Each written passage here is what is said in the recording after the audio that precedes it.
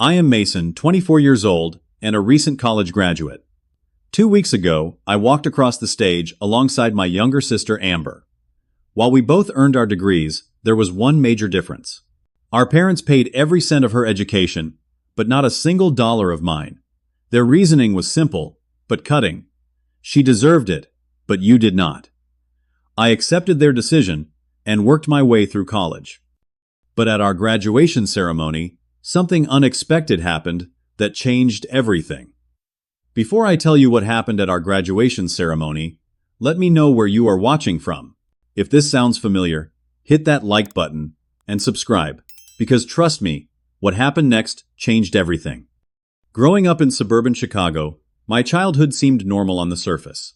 Our family lived in a modest 2-story house with a small backyard where my sister Amber and I would play for hours. My father Michael worked as an accountant at a mid-sized firm, while my mother Rebecca taught 3rd grade at the local elementary school. We were firmly middle class, not struggling, but certainly not wealthy either. Amber and I were once inseparable despite our 2-year age gap. I can still remember building blanket forts in the living room and creating elaborate stories with our action figures. She was my best friend and confidant throughout those early years. But around the time I turned 10, things began to shift in ways my young mind could not fully comprehend. The first incident I clearly remember happened after my 5th grade science test. I had studied for days and earned a perfect score rushing home, excited to show my parents. When I proudly displayed my test, my father glanced at it briefly and said, "That is nice, Mason," before returning to his newspaper. The following week, Amber brought home a C+ on her math quiz, and our parents took her out for ice cream to celebrate her improvement.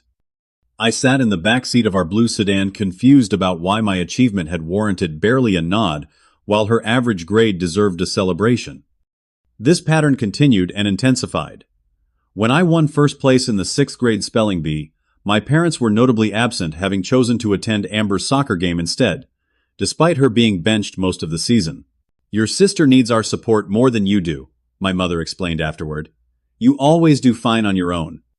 Their words planted the first seeds of a belief that would haunt me for years, that my competence somehow made me less deserving of their attention and support. During my middle school years, I threw myself into academics and extracurricular activities, partly seeking approval and partly because I genuinely enjoyed learning. I joined the chess club math team and participated in the regional science fair, winning 2nd place with my project on renewable energy. My parents attended the award ceremony only because Amber had a minor role in the school play the same evening in the same building. Family vacations were invariably planned around Amber's interests. If she wanted to go to the beach, we went to the beach. If she expressed interest in Disney World, our next trip was to Orlando. My suggestions for the Space Museum in Houston or the national parks were consistently overruled. Amber would be bored. There was the usual explanation, as if my enjoyment was secondary or irrelevant. By high school, I had developed a self-reliance that both served me well and deepened the divide between my parents and me. I joined the debate team and became editor of the school newspaper, maintaining a perfect 4.0 GPA throughout. I stopped expecting my parents to attend my tournaments or read my published articles. Meanwhile, Amber blossomed socially, becoming a typical teenager concerned with friends, clothes, and social status. Her grades remained thoroughly average, yet my parents praised her effusively for each C that was not a D. The inequality in our treatment became so obvious that even my friends noticed. After my parents missed my important regional debate championship, but left early from work to attend Amber's chorus concert the same week, my friend Tom asked point blank, "Do your parents not like you, or something?" I laughed it off, but the question stung because I had begun to wonder the same thing. During those teenage years, I developed a strategy of emotional detachment as a means of self-preservation. I stopped sharing my accomplishments at home, knowing they would be met with indifference. I learned to find validation in my own achievements rather than seeking parental approval. This independence, ironically, seemed to justify their neglect in their minds.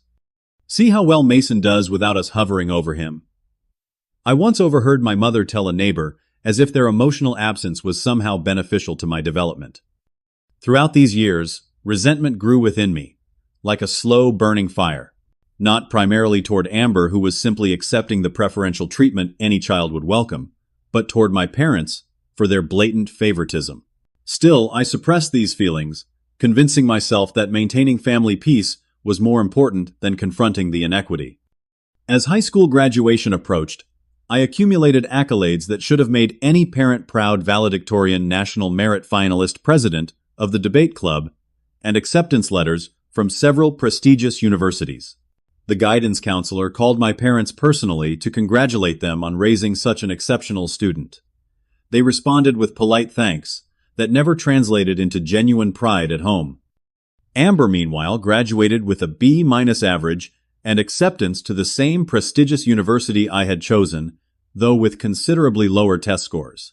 While my acceptance had been met with muted acknowledgement, hers was celebrated with a surprise party to which all the relatives were invited. I attended, dutifully smiling and congratulating my sister, while ignoring the familiar ache in my chest. As we approached the summer before college, I harbored secret hopes that perhaps my parents had been saving for both our educations. Perhaps finally my hard work would be acknowledged with the same support they had always shown Amber. College would be expensive, but my parents had stable careers and had always emphasized the importance of higher education. Surely they would help both their children equally when it truly mattered. I could not have been more wrong. The evening that shattered my remaining illusions about family equality came 3 weeks after high school graduation. My father called a family meeting at the dining room table, the formal oak one we only used for important discussions or holiday meals. The serious expressions on my parents' faces suggested significant news. "We want to talk about college finances." My father began straightening papers in front of him with accountant precision. "We have saved for many years to provide for education costs." A flicker of hope ignited within me. Perhaps they had noticed the inequality all along, and were finally addressing it. My mother smiled at Amber. "We are so proud to announce that we will be covering all of Amber's college expenses, tuition room and board books, and a monthly allowance for personal needs." Amber squealed with delight while I sat frozen, waiting for them to continue to mention my name and their plans for supporting me as well. The silence stretched uncomfortably until I finally asked, "And what about my expenses?" My parents exchanged a look I had seen many times before, the one that preceded some explanation for why Amber needed something more than I did. "Mason," my father said firmly, "you have always been independent and capable. You have scholarships and can apply for loans like many students do. Amber needs our financial support to succeed. She deserved it, but you did not." Those words hit me like physical blows. Deserved it. What had I done to deserve exclusion from their financial support? What arbitrary standard had I failed to meet while maintaining perfect grades and building an impressive resume? "I do not understand," I said, struggling to keep my voice steady. "What did I do wrong?" "Nothing wrong," my mother replied, her tone suggesting this should be obvious. "But Amber struggles more academically. She needs the freedom to focus on her studies without worrying about money. You have always been able to handle challenges on your own." The cruel irony crushed me. My academic success and self-sufficiency, born partly from their neglect, were being used to justify further neglect. Meanwhile, Amber's comparative underperformance was rewarded with complete financial support. "So I am being punished for doing well?" I asked bluntly. "Do not be dramatic," my father dismissed. "Consider it a vote of confidence in your abilities." I excused myself from the table before they could see the tears threatening to spill. In my bedroom, I performed calculations that made my stomach sink. Even with my partial academic scholarship, I would need approximately $50,000 per year for the university we had both committed to attending. My summer job savings would barely cover the first semester's books. That night changed everything about how I viewed my future and my family. I considered changing to a less expensive state school, but something stubborn within me refused to let their treatment determine my path. I had earned my acceptance to this prestigious university through hard work and merit. Why should I sacrifice the opportunity I deserved because my parents had decided I was less worthy of support than my sister? The next morning, I began a frantic application process for every scholarship I could find. I met with the financial aid office, weekly assembling a patchwork of grants and loans. Each form requiring parental financial information meant an uncomfortable request to my father, who provided the documents with visible impatience, as if my effort to fund my education was an inconvenience to him. By summer's end, I had secured enough financial aid to make attending possible, though it would mean significant debt upon graduation. I found an off-campus apartment with 3 roommates to save on housing costs, while Amber moved into one of the newest, most comfortable dormitories on campus. My roommate Derek, a tall, thoughtful engineering student from Oregon, quickly became a friend and ally. He too was paying his own way through college, though in his case it was because his single mother simply could not afford to help despite wanting to. The contrast between our situations was not lost on me. "At least your parents are straight up about not wanting to help," Derek commented one evening, as we assembled second-hand furniture for our apartment. "Mine would help if she could, but my dad bailed when I was 10 and never paid child support." His perspective helped me realize that, while my situation was painful, at least I had the intellectual and emotional tools to address it. I had learned self-reliance early, however unfairly it had been thrust upon me. I secured a position at the university library that accommodated my class schedule and found weekend work at a local restaurant. Between both jobs, I managed approximately 30 hours of work weekly while taking 18 credit hours of classes. My schedule left little time for sleep, much less the social experiences most freshmen enjoyed. The contrast between Amber's college experience and mine became painfully clear during our occasional campus meetups. She lived in a spacious dorm room with a single roommate, enjoyed an unlimited meal plan at the campus dining halls, and received a monthly allowance that exceeded what I earned working both my jobs. While I calculated whether I could afford both laundry and toothpaste in the same week, she shopped for new clothes and went out with friends regularly. Despite these challenges, I maintained excellent grades, though not without cost. I fell asleep in classes, occasionally missed social events routinely, and existed in a perpetual state of exhaustion. My diet consisted primarily of ramen noodles, supplemented with whatever leftover food I could bring home from the restaurant. I lost weight that first semester, in a way that concerned even Derek. The first Christmas break brought new tensions. Returning home, I found my parents had purchased Amber a new laptop for school, despite her having received one as a high school graduation gift 6 months earlier. My own computer was 3 years old and showing signs of failure, but when I mentioned this, my father suggested I save up from those jobs. "You are always working." The casual cruelty of his statement reinforced what I already knew: I was on my own. Rather than argue, I spent most of the break picking up extra shifts at a local retail store, sleeping at Derek's family home in Chicago to avoid the daily reminder of my parents' favoritism. Returning to campus for spring semester, I carried with me a hardened determination. If my parents would not support me as they supported Amber, I would succeed despite them, not to prove anything to them, but to secure my own future on my own terms. Sophomore year brought unexpected opportunities amidst the continuing financial struggles. My diligent work at the library caught the attention of the head research librarian, who recommended me for a promotion to research assistant in the computer science department. The position came with slightly better pay and invaluable exposure to faculty research projects. Professor James Winters, a brilliant computer scientist with a reputation for being demanding but fair, took notice of me during a late-night research session. I had fallen asleep briefly over keyboard while running data algorithms for a departmental project. "You know," he said, startling me awake, "most students I find sleeping in the lab have not already completed the week's analysis tasks." Embarrassed, I apologized profusely, but Professor Winters waved away my concerns. "I have been watching your work for several weeks, Mason. You consistently outperform graduate students despite your obvious exhaustion.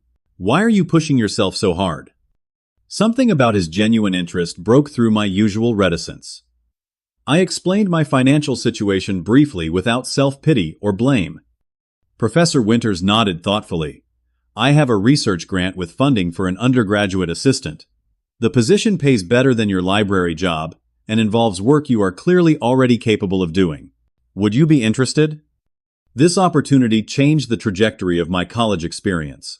Under Professor Winters' mentorship, I began developing an innovative algorithm for analyzing large datasets that showed promise for applications in multiple industries.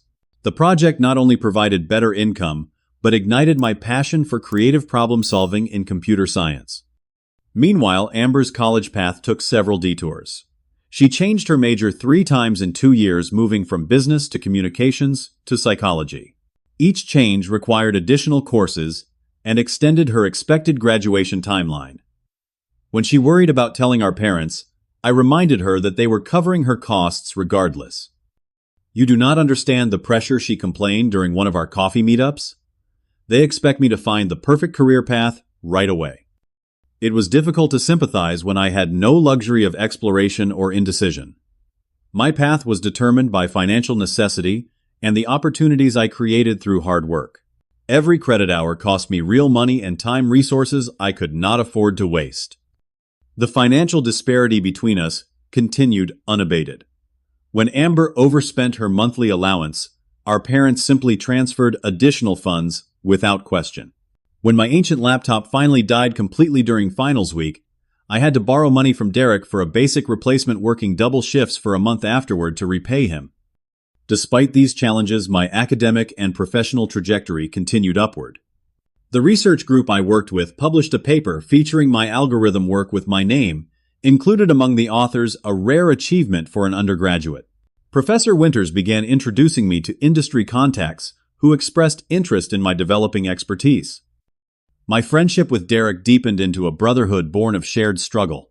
We supported each other through financial crises, academic challenges, and the emotional toll of working, while our peers enjoyed the full college experience.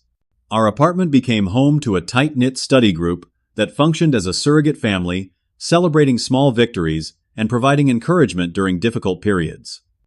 During junior year, my algorithm project began attracting serious attention from technology companies. What had begun as an academic exercise developed commercial potential for optimizing complex data systems. Professor Winters encouraged me to continue refining the work, introducing me to the university's Technology Transfer Office to discuss potential patent applications. That summer, I secured an internship at a prestigious tech firm in San Francisco, earning more in 3 months than I typically made in a full year of part-time jobs. The company provided housing and a generous stipend, allowing me to save money for the first time since starting college. While I worked 60-hour weeks, learning from industry leaders, Amber vacationed in Europe, with our parents sending me photos of tourist attractions in countries I had only read about. The contrast in our lives had become so stark that it seemed almost comical. At a rare family dinner that summer, when I returned briefly to Chicago, I mentioned my internship project and the company's interest in hiring me after graduation. "That is nice," my mother said, distractedly, before turning to Amber. "Tell Mason about the psychology program you are considering for graduate school." As Amber detailed plans that would require several more years of our parents' financial support, I caught her glancing at me apologetically. She had begun to recognize the inequity in our treatment, though she remained unwilling to jeopardize her benefits by acknowledging it openly. The dinner confirmed what I already knew: my achievements would never receive the recognition or support that Amber's mere efforts did. But something had shifted within me. I no longer craved their approval or support.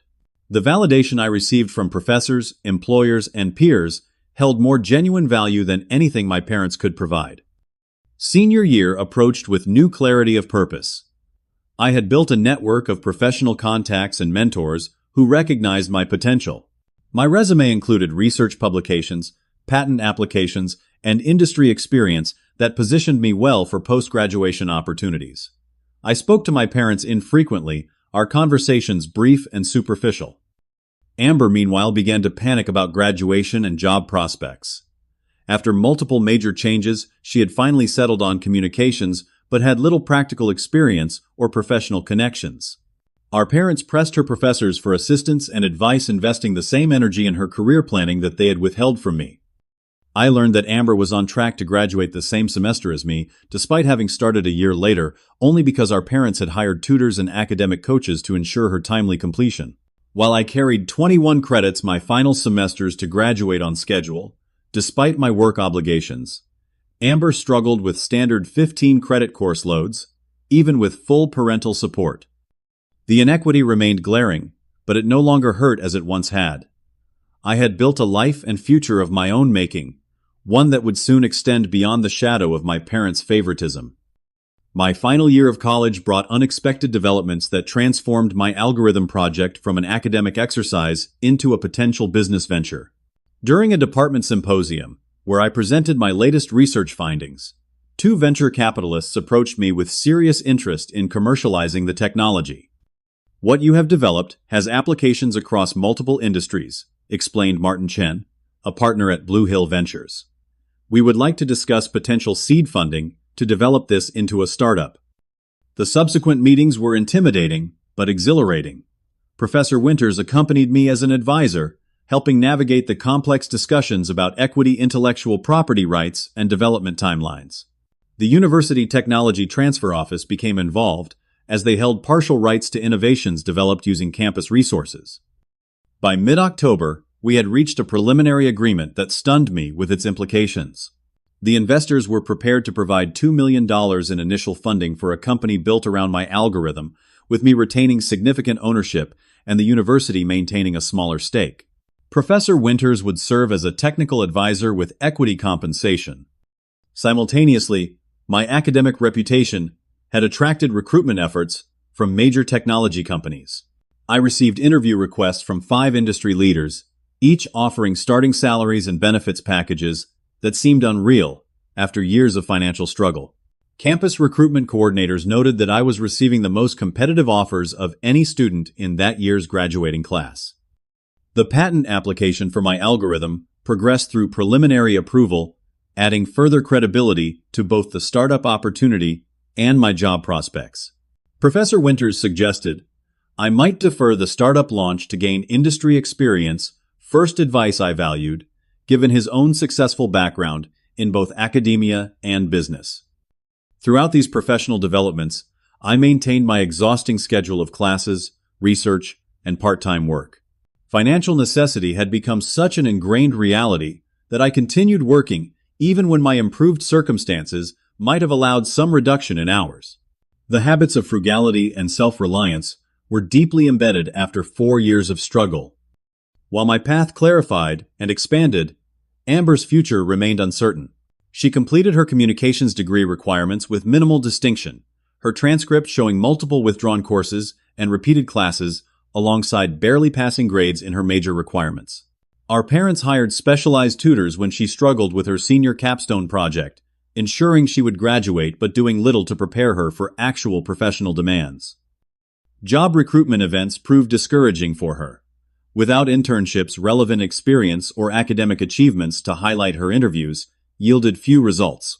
When she complained about this over text, I offered to review her resume and provide interview coaching drawing on my own successful recruitment experiences. She initially accepted, but canceled our planned session when our parents offered to pay for a professional career counselor instead. As graduation approached, I made the deliberate decision not to share my professional successes with my family. They had shown no interest in my struggles. They had not earned the right to celebrate my triumphs. The startup funding negotiations job offers and patent application remained my private victories, shared only with those who had supported me throughout my college journey. 3 weeks before graduation, I received an unexpected email from the university dean requesting a meeting.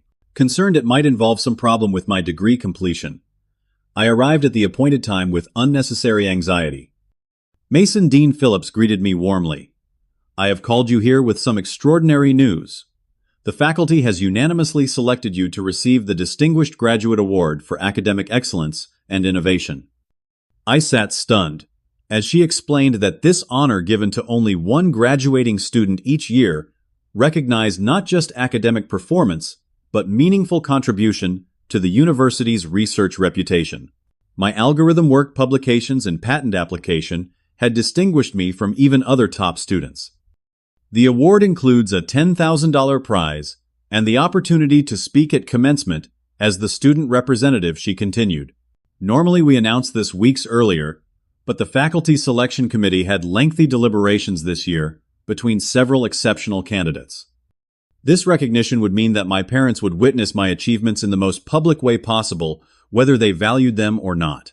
After years of minimizing my accomplishments and maximizing Amber's modest efforts, they would be confronted with incontrovertible evidence of what their unsupported son had accomplished. "There is one more thing," Dean Phillips added. "Professor Winters has informed me about your financial situation throughout college. The faculty committee was deeply impressed that you achieved such distinction while working multiple jobs and receiving no family support. They asked me to tell you personally how extraordinary they find your perseverance." Her words triggered an unexpected wave of emotion. After years of receiving the message that my hard work was unremarkable and undeserving of support, this acknowledgement from people who understood the true difficulty of my path felt like a validation I had not known I still craved. In the days before graduation, I attended the required rehearsal for my commencement speech, working with the university communications team to refine my remarks. I crafted a message about self-reliance and perseverance that referenced my experience without directly exposing my family situation. The speech would celebrate achievement through adversity without assigning blame, though those who knew the truth would understand the subtext. The night before graduation, I sat in my apartment with Derek and reflected on our 4-year journey. "Are you ready for them to finally see what you have accomplished?" he asked, knowing how significant tomorrow would be. "I am not doing this for them," I replied, though we both knew that was not entirely true. After a lifetime of having my achievements dismissed, there was an undeniable satisfaction in knowing they would soon witness my success in a context they could neither minimize nor ignore.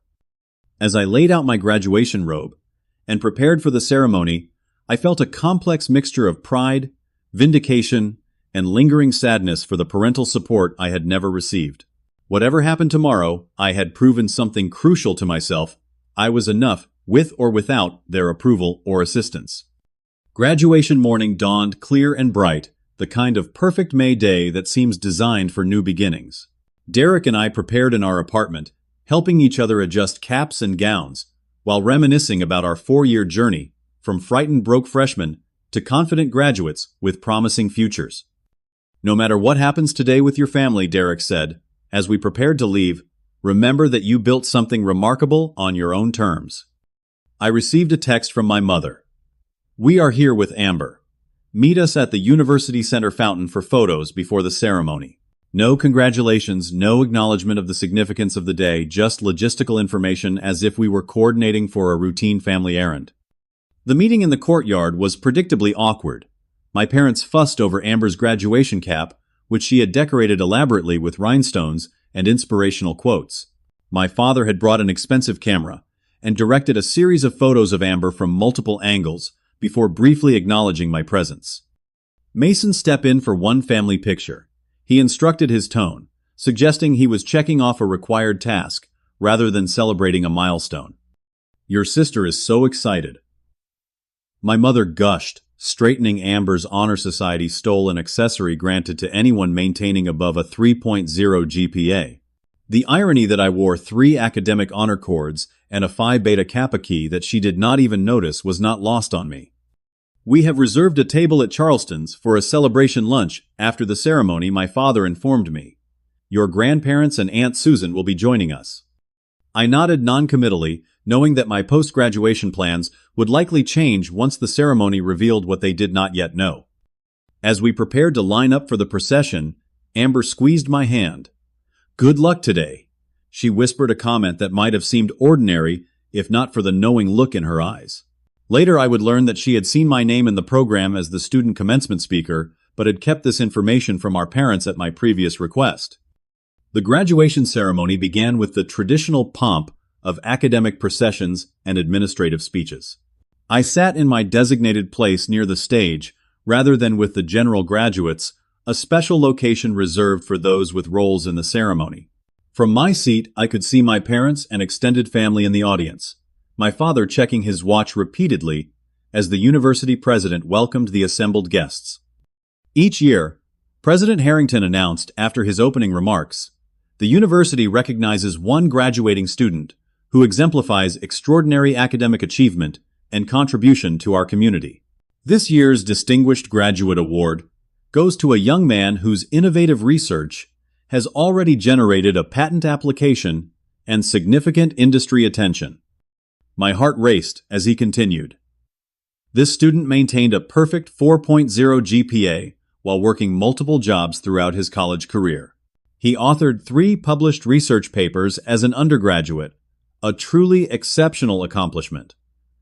I am honored to introduce our student commencement speaker and Distinguished Graduate Award recipient Mason Anderson.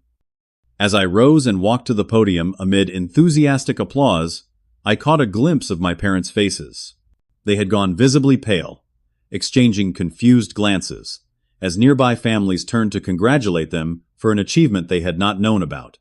My father's mouth hung slightly open, while my mother clutched her program, frantically scanning it, as if seeking confirmation of what she had just heard. Taking the podium, I delivered the speech I had carefully prepared, focusing on resilience and self-belief. Education is not merely about what we learn in classrooms, I said, but about discovering our capacity to overcome obstacles and create our own paths forward. Sometimes the greatest lessons come from our challenges rather than our advantages. Without explicitly mentioning my specific circumstances, I spoke about working through college and finding mentors who believed in my potential. True support sometimes comes from unexpected sources, I noted, watching my parents shift uncomfortably in their seats. And true success is measured not by the advantages we start with, but by what we build through our own efforts and determination. The speech received a standing ovation, led enthusiastically by Professor Winters and the faculty members who had supported my journey. As I returned to my seat, the president continued with another unexpected announcement. In addition to the Distinguished Graduate Award, I am pleased to announce that Mason Anderson has been awarded the Bradford Fellowship for Graduate Studies, a $100,000 scholarship recognizing exceptional promise in technology, innovation. The announcements continued, each one visibly intensifying my parents' discomfort. The dean of the computer science department took the microphone to recognize the patent-pending algorithm I had developed and to publicly acknowledge the $2 million venture capital investment secured for its commercial development. From my seat, I could see relatives and family friends turning toward my parents with impressed expressions, clearly expecting them to be bursting with pride. Instead, they sat rigidly, their faces frozen in shock and growing discomfort as the public recognition continued. Aunt Susan, who had always been more perceptive about the family dynamics, looked between my parents and me with a dawning understanding that seemed to harden her expression toward my father, her brother. When the general conferring of degrees began, I watched as Amber crossed the stage to receive her diploma, genuinely happy for her accomplishment, despite the disparate paths that had brought us to the same stage on the same day. When she spotted me after returning to her seat, she gave me a thumbs up and a wide smile that contained what appeared to be genuine pride, untainted by the jealousy our parents had tried to foster between us. After the ceremony concluded, I found myself surrounded by congratulating faculty members, university administrators, eager to introduce themselves, and classmates offering congratulations. This impromptu reception created a buffer as my parents attempted to approach through the crowd. When they finally reached me, my father extended his hand stiffly. "Congratulations, son. You never told us about any of this." "You never asked," I replied, simply shaking his hand briefly, before turning back to Professor Winters, who was introducing me to an industry contact. My mother attempted to hug me awkwardly. "We had no idea you were doing so well," she said, her voice carrying a note of disbelief. "Why would you keep all this from your family?" Before I could respond, Aunt Susan interjected. "Perhaps because you have never seemed interested in his accomplishments before, Rebecca." Her tone was pleasant, but her implication clear. Other relatives gathered around asking questions about my research, the startup opportunity, and my future plans. Their enthusiastic interest highlighting, by contrast, the years of indifference from my parents. Throughout this impromptu gathering, I could see my parents attempting to process not only the revelations about my success, but the obvious respect I commanded from faculty and professionals, creating a public narrative entirely contrary to the one they had constructed about their children. As we prepared to leave the ceremony site, my father attempted to reassert control of the situation. "We should get to our lunch reservation. We can hear all about Mason's projects over the meal." The statement implied a continuity of interest that had never existed, an assumption that they would now be included in the success they had neither supported nor acknowledged. For the first time, I felt comfortable establishing a boundary without anger or resentment. "I have several post-commencement meetings with faculty and investors," I explained calmly. You should go ahead with your celebration for Amber. She deserves to be the focus today." The deliberate echo of their own justification for excluding me from financial support was not lost on them. As they absorbed my polite refusal, I saw the first genuine recognition in their eyes that something significant had changed in our family dynamic, something that their parental authority could no longer control or define. Despite my attempt to gracefully exit the family celebration, my father insisted we all attend the reservation he had made. "This is a family occasion," he said firmly. "Your meetings can wait." Recognizing that a public refusal would create unnecessary drama, I agreed to join briefly, inviting Derek to accompany me for moral support. The restaurant was upscale, the type of establishment I could never have afforded during my college years. Our extended family filled a long table with grandparents, aunts, and uncles, all eager to celebrate the new graduates. The tension simmered beneath forced pleasantries as appetizers were served. My parents positioned themselves as proud supporters of both their children's achievements, a narrative so contrary to reality that I found it difficult to maintain my composure. When my father raised his glass in a toast, the carefully constructed facade began to crack. "Today, we celebrate the accomplishments of our children," he announced with apparent sincerity. "We have always believed in supporting their education and development." Clearly, our approach worked well, as evidenced by their success. Aunt Susan, who had witnessed enough family dynamics over the years to recognize the distortion, raised an eyebrow. "I am curious, Michael. When did you learn about Mason's award and startup funding?" The direct question created an uncomfortable pause as my father fumbled for a response. "Mason has always been private about his activities. We taught him independence, which clearly served him well."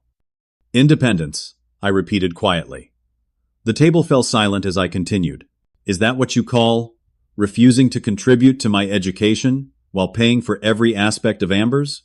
Is that what you call missing my academic competitions while attending her every social event? Is that what you call dismissing my achievements while celebrating her minimal efforts?" My mother intervened quickly. "This is hardly the time or place, Mason. We are here to celebrate."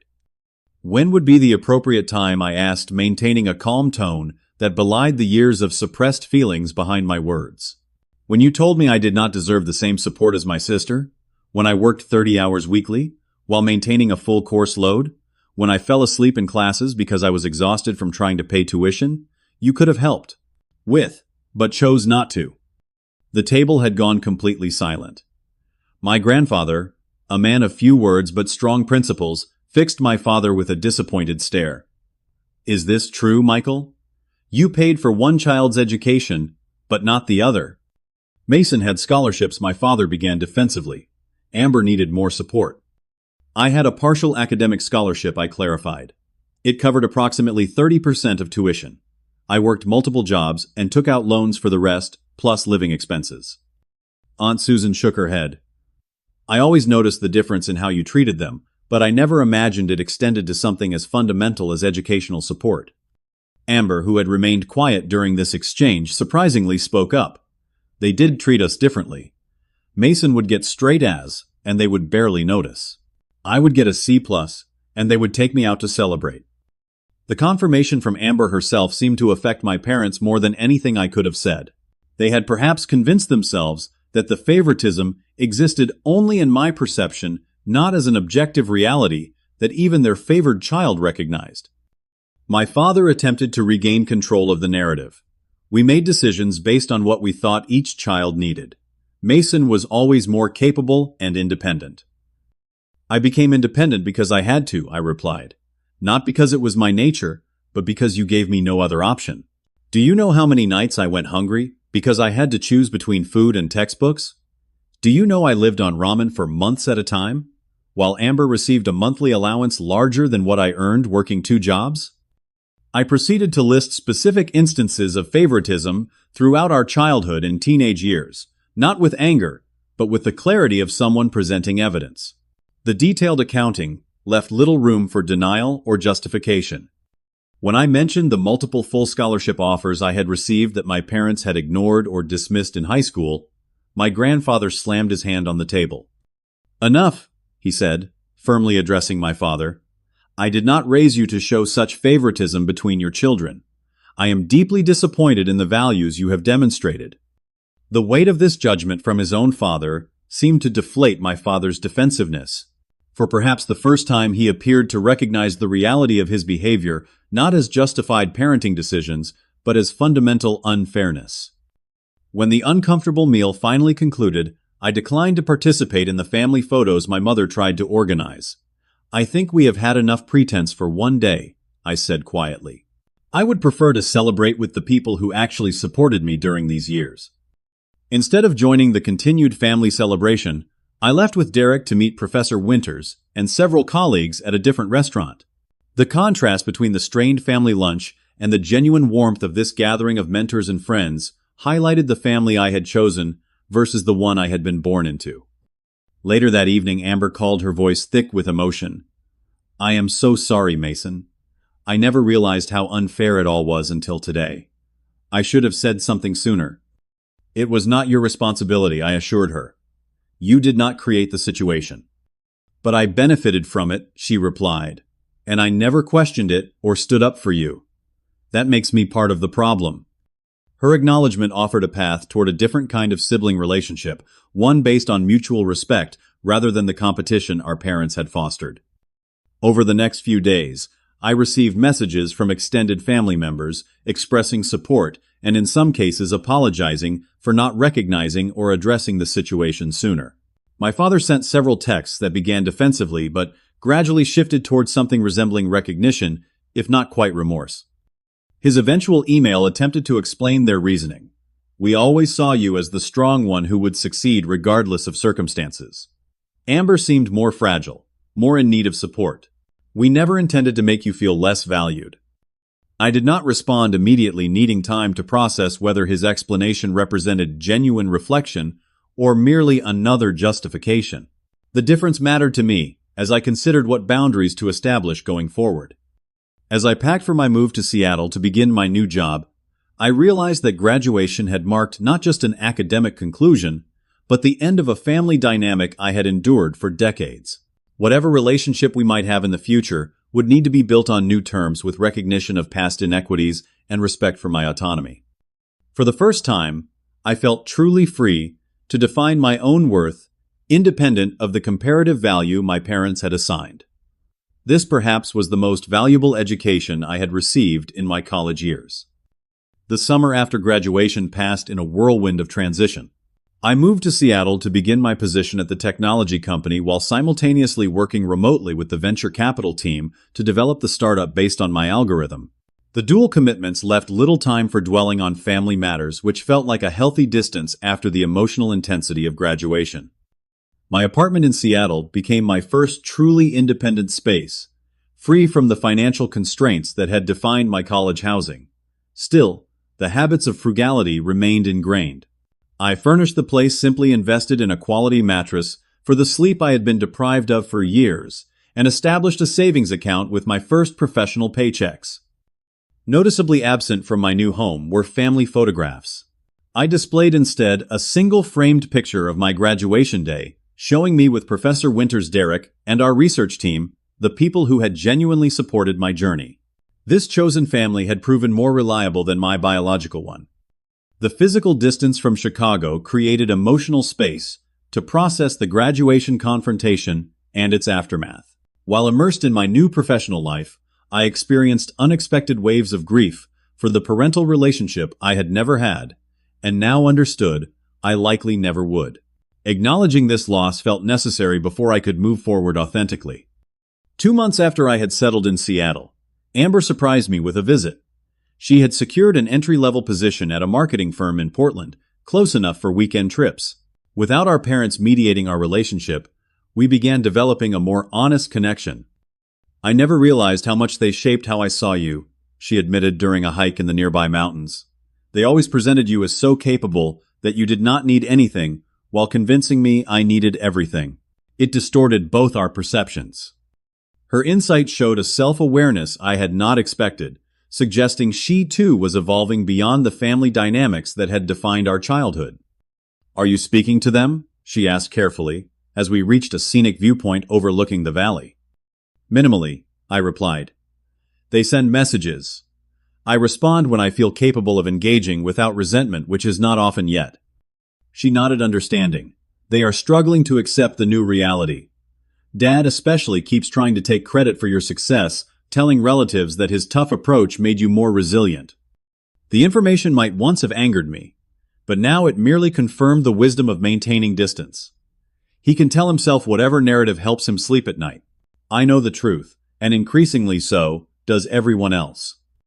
My parents attempted to re-establish connection through gifts sent to my new address, messages about family news, and occasional calls that I let go to voicemail.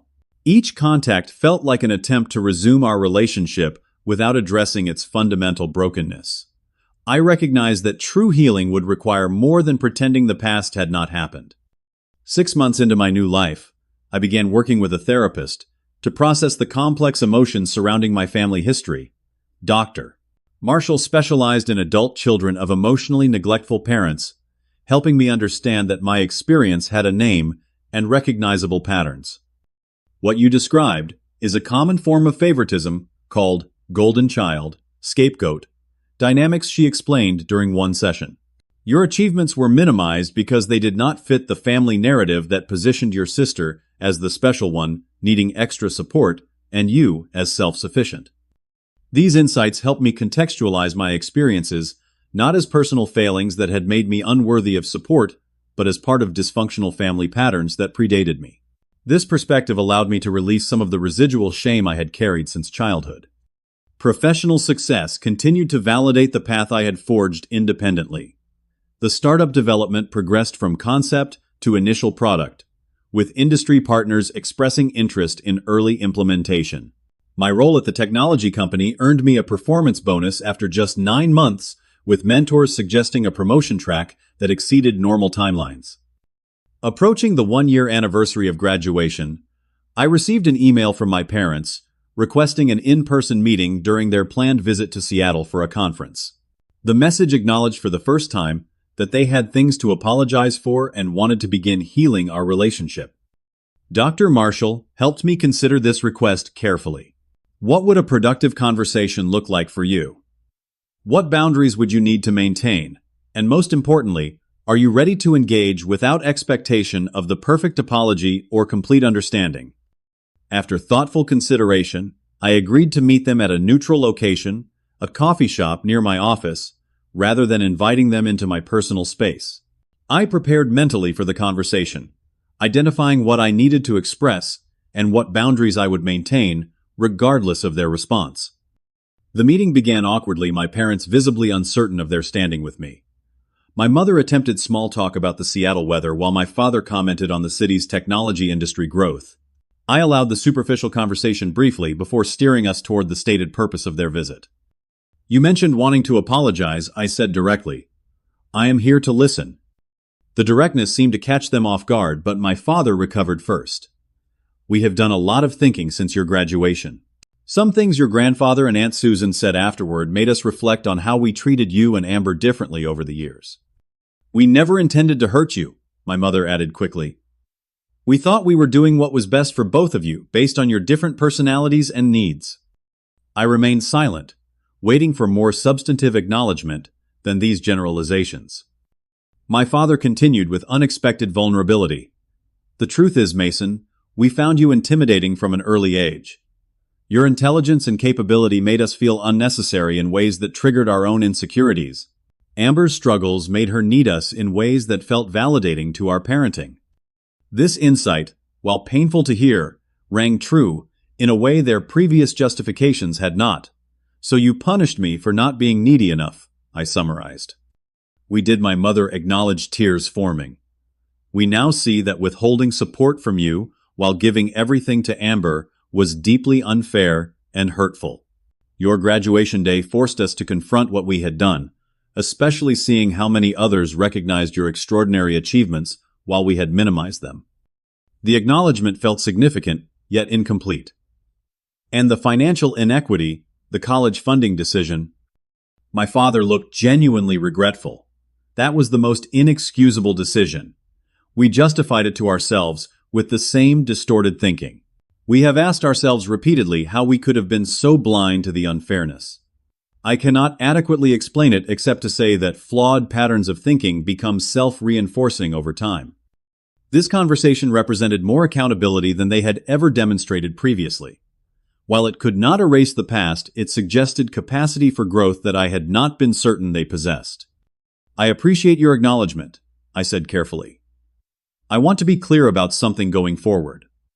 I have built a life and career I am proud of, not because of your approach, but despite it.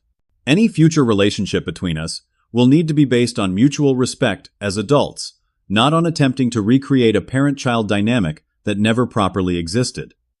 We established tentative parameters for moving forward with limited contact and clear boundaries.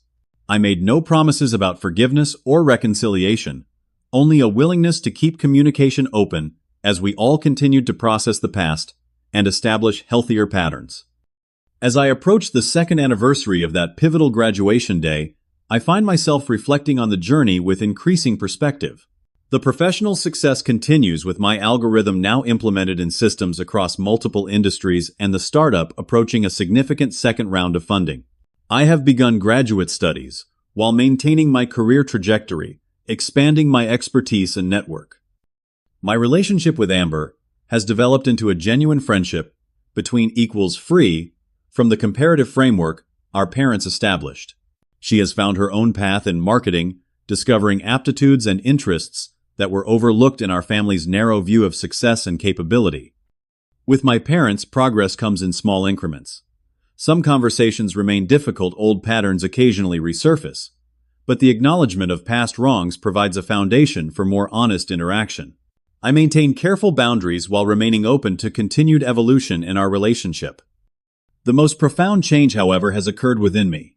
The self-worth I once sought externally now generates from within, grounded in both my accomplishments and my character.